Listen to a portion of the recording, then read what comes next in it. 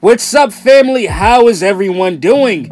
I know all my MJ fans are excited about the news of the up-and-coming Michael biopic, but I want to take time to thank you guys for liking, subscribing, and leaving your comments on my last video that I did on Jafar Jackson landing the role of his Uncle Michael. I am very appreciative, and I promise you guys, as we build and grow this channel, there will be a lot of great fun content for you, family. Let's get to this video.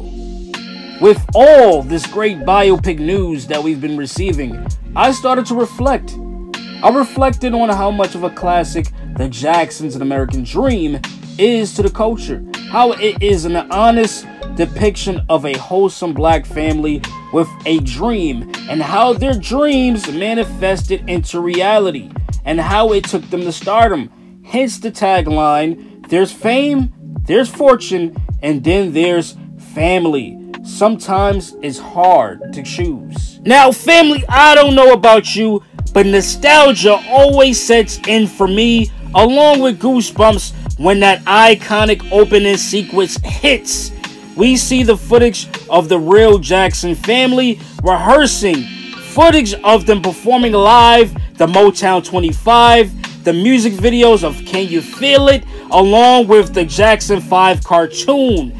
Man, that is iconic. Let me take you back before the project was greenlit. It all started with Katherine Jackson and the matriarch's book titled My Family, The Jacksons, which served as the blueprint for the miniseries. Just like Katherine Jackson's book, My Family, The Jacksons, we get into very detailed timelines of the Jackson family saga. Now, I was looking for Katherine's memoir, My Family, The Jacksons, all over the place. Now, it's out of print, but you can find a good copy, a good used copy, for a hefty price, possibly $100 if you're willing to spend.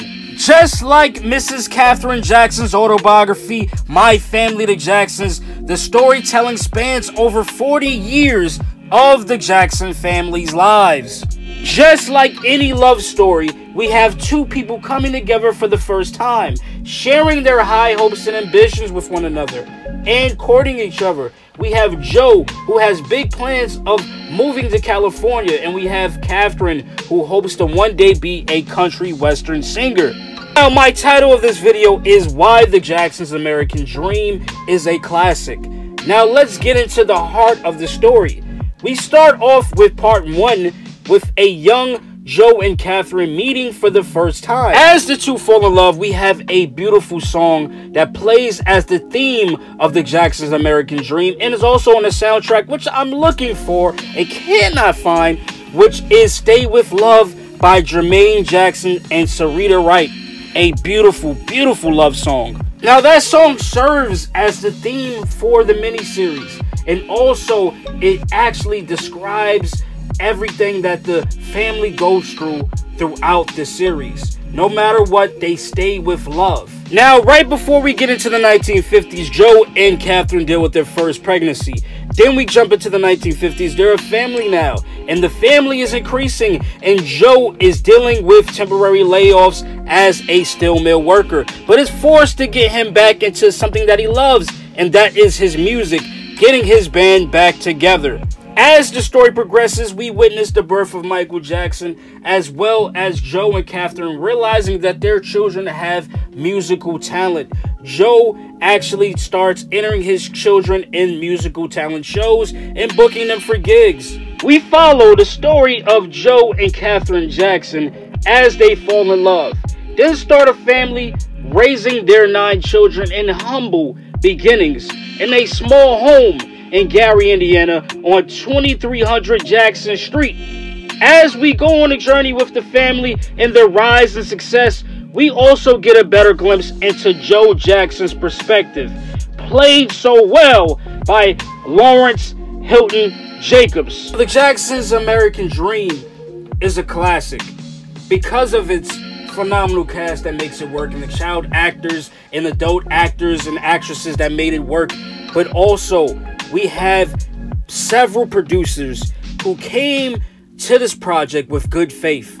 Now, it took over a year for all the Jackson family to get on board and to sign off on this project and approve the screenplay. But this project was going to get made because the producers believed in the project. We have Susan D. Pass, who worked with the Jackson family in Motown over their childhood and their adulthood. Now, with this project, it was so many people involved that understood that this story needed to be told, that there was so much misinformation about the Jackson family, and it's time to get it right and let the people see for themselves that this is a family just like yours and mine, that deal with struggles, turmoil, but recounsel at the end. Michael had a lot of say-so over the project. He had the say-so on the actors that will play him in the miniseries, and he launched the career of Jason Weaver, who lended his singing voice to The Lion King. All three actors did an incredible job playing the King of Pop, embodying the role, especially our brother, the late, great Willie Draper. May he rest in paradise forever. I want to talk about the role of Katherine Jackson. I want to talk about the performance of Angela Bassett some more. See, you know, I said Michael had the final say-so on who would play him in the Jackson's American Dream, but he also wanted a pretty actress to play his mother, and he specifically said Angela Bassett was amazing as his mother, Katherine, in the Jackson's American Dream. You see, Angela was at the height of her career. She had two legacy roles she just knocked down: Katherine Jackson and the late great Betty Shabazz for the Malcolm X film that she plays along with Denzel Washington. Now, you know your boy Junior always does his due diligence, and I did a lot of research for this video.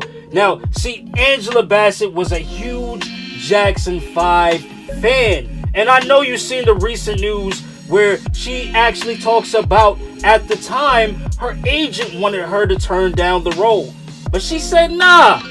See, this was a passion role for her, playing the mother of the Jacksons. She even describes it in an article. Angela Bassett says playing the mother of the Jacksons was emotional and uplifting. In this article right here that I found, and as I did my due diligence, it speaks on how Angela Bassett seen the similarities of playing these two iconic roles of Betty Shabazz and Katherine Jackson.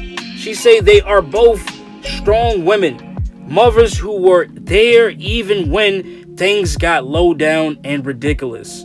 The strength of someone like Betty Shabazz, losing her husband not to natural causes, but to violence. Katherine Jackson comes from such humble beginnings. It is amazing to sit with her. There's so many great things about the Jackson's American Dream that makes it a classic. One of the things for me is the authenticity, also the passion, and the level of performances and care of the storytelling. Now, I'm hoping we get the same with the Michael biopic. You know, we heard a lot of things, and I'm hopeful for the best, especially with the Jackson family involved.